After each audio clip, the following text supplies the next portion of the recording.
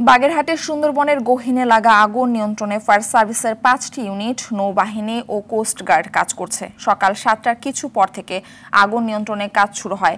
এর আগে শনিবার দুপুরে স্থানীয় জেলেরা সুন্দরবন পূর্ব বন বিভাগের চাঁদপাই রেঞ্জের আমুরবুনিয়া টহল ফাঁড়ি সংলগ্ন বনাঞ্চলে আগুন দেখতে পায়। পরে খবর পেয়ে বন বিভাগ ও স্থানীয়রা মিলে আগুন নিয়ন্ত্রণে কাজ শুরু করে। এরপর ঘটনাস্থলে পৌঁছায় ফায়ার সার্ভিস। তবে আলোর স্বল্পতা ও পানির উৎস দূরে হওয়ায় গতকাল আগুন নিয়ন্ত্রণে কাজ শুরু করতে পারেনি ফায়ার সার্ভিস। স্থানীয়রা জানায় আগুন সুন্দরবনের প্রায় 2 কিলোমিটার এলাকা জুড়ে ছড়িয়ে পড়েছে। অগ্নিকাণ্ডের কারণ সম্পর্কে এখনও নিশ্চিত হওয়া যায়নি। তবে আগুন নিয়ন্ত্রণের পর এটি অনুসন্ধানে একটি কমিটি গঠন করা হবে বলে জানিয়েছেন সুন্দরবন পূর্ব বন বিভাগের বিভাগীয় বন কর্মকর্তা কাজী মোহাম্মদ নুরুল করিম।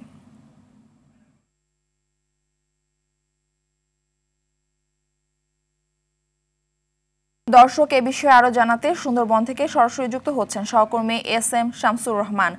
শামসুর, আগুনের ভয়াবহতা কেমন দেখছেন? কখন নাগাদ নিয়ন্ত্রণে আসতে পারে আগুন এবং কি বলছেন ফায়ার সার্ভিস, জানাবেন। মারফি, যেমনটি আপনি বলছিলেন যে আগুনের যে ক্ষিপ্ততা সেটি কিন্তু গতকাল আমাদের স্থানীয়রা জানিয়েছিলেন সেটি কিন্তু 2 কিলোমিটারের ভিতর ছিল। সেটি কিন্তু এখন বেড়ে প্রায় 4 কিলোমিটার পর্যন্ত ব্যাপ্তি দেখা দিয়েছে বলে স্থানীয়রা আমাদের বলছেন যে 4 কিলোমিটার এই আগুনের ব্যাপ্তি দেখা দিয়েছে। এছাড়া ফায়ার সার্ভিসের যে 5টি ইউনিট তারা কিন্তু কাজ করছেন, সাথে যুক্ত হয়েছেন কোস্টগার্ড এবং নৌবাহিনী, এবং একই সাথে কিন্তু একটি বিমানবাহী যে হেলিকপ্টার সেটা কিন্তু তারা টহল দেখেছেন স্থানীয়রা। এবং স্থানীয় আমাদের বলছেন ফায়ার সার্ভিস বলছে তারা সর্বোচ্চ চেষ্টা করেছে। তবে একটি বিষয় হচ্ছে যেটি ভোলা নদী থেকে যে পানি নিতে হবে সেটি কিন্তু ওই আগুনের স্থান থেকে 2 কিলোমিটার দূরে।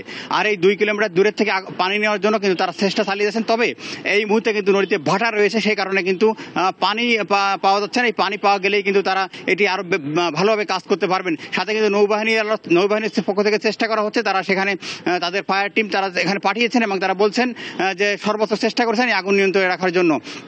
আপনি জানিয়ে রাখি যে সুন্দরবনে যে আগুন যেখানে লাগছে এটি কিন্তু একটি বিস্তীর্ণ এলাকা এবং এখানে কিন্তু রয়েছে পর্যাপ্ত পরিমাণ শুকনো পাতা এবং গাছ।